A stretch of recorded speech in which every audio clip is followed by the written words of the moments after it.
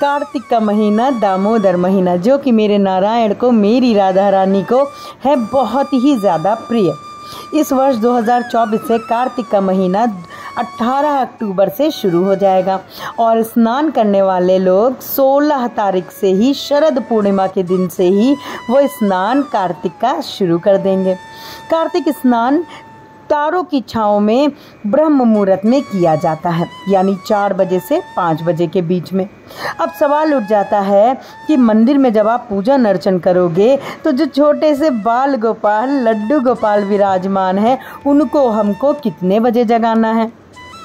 क्या उनको भी सुबह 4 बजे जगा लेना है? किस तरीके से उनकी पूजन अर्चन करनी है, आज के इस वीडियो में मैं आपके साथ में साझा करूंगी जी। तो सर्वप्रथम ये जान लीजिए कि लड्डू गोपाल, बाल गोपाल 6 महीने से भी कोमल बच्चे के समान इनकी सेवा होती है।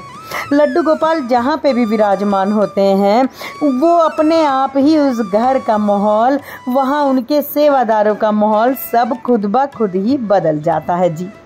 लड्डू गोपाल की सेवा में हमको जो ध्यान देना है, वो ध्यान देना है कि हमको लड्डू गोपाल की सेवा एक बिल्कुल छोटे बालक, छोटे बच्चे, 6 महीने से अबोध जो कोमल बच्चा होता है, उस प्रकार से करनी होती है।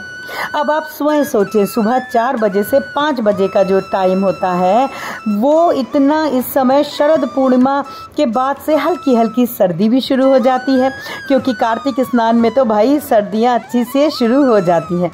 तो क्या ऐसे में आप बाल गोपाल, लड्डू गोपाल को सुबह 4 बजे से 5 बजे के बीच में जगा सकते हो?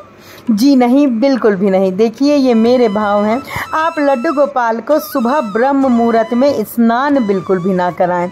अगर आप 4 बजे, 4:30 बजे के बीच में पूजन अर्चन कर रहे हैं, तो ऐसे में आप बाल गोपाल, लड्डू गोपाल को सुबह जब आप पूजन अर्चन, दीपदान, तुलसी मैया के पास में पूजन अर्चन कर लें, उसके थोड़ी देर बाद ही जगाएं।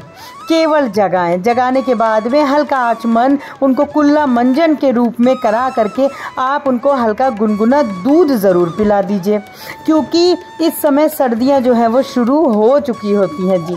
और देखिए, ये आपके भाव हैं, लेकिन भाव चाहे जो हो, बाल गोपाल की सेवा एक 6 महीने से भी कोमल बच्चे के समान होती है। तो ऐसे में यदि आप ये सोचें कि आप 4, 4:30 बजे लड्डू गोपाल को भी जगा करके स्नान करा लीजिए, तो जी नहीं, ये गलती बिल्कुल भी मत करिएगा। बाल गोपाल बहुत छोटे, बहुत कोमल हैं।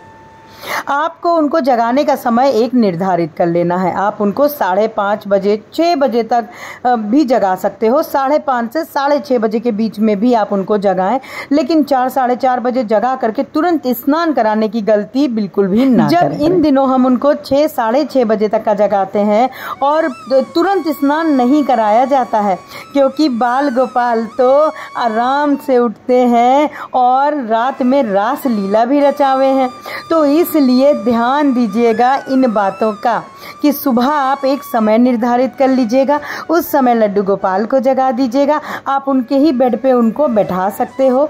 गुनगुना पानी, आप उनको हल्का गुनगुना दूध, मेवे के साथ में प्रथम भोग लगा दीजिए। उसके बाद में आप थोड़ा उनको रुक करके स्नान करवाइएगा। फिर बहुत सारे लोगों का प्रश्न ये भी है कि क्या उनको सुबह सुबह ही 4-5 बजे जगा के स्नान करा के तुलसी मैया के पास में विराजमान करके उनकी पूजन अर्चन करनी है? तो देखिए, तुलसी मैया के पास जो आप दीप दान करोगे, वो आप सुबह 4, 4:30 बजे तक का करोगे, क्योंकि दीप दान का महत्व हमेशा सूर्य उदय से पहले का होता है। तो ऐसे में आप लड्डू गोपाल को उनके पास में विराजमान अगर जल्दी सुबह करोगे तो वो थोड़ा मुश्किल हो सकता है। तो आप उसके लिए ये कर सकते हो कि आप उनको सुबह ना विराजमान करके तुलसी मैया के पास, आप उनको शाम को विराजमान करिए। सुबह आप लड्डू गोपाल को जिस समय जगाते हो, आप उसी समय जगाइए। जैसे उनकी सेवा पूजन अर्चन चल रही है, आप वैसे ही सेवा करिएगा। बस ध्यान आपको इस चीज़ का रखना है कि तुलसी मैया के पास में उनको बिल्कुल बैठा करके आपको पूजन अर्चन करनी है। तो वो आप सुबह तड़के ना करके आप उनको वो शाम को कर सकते हो जी।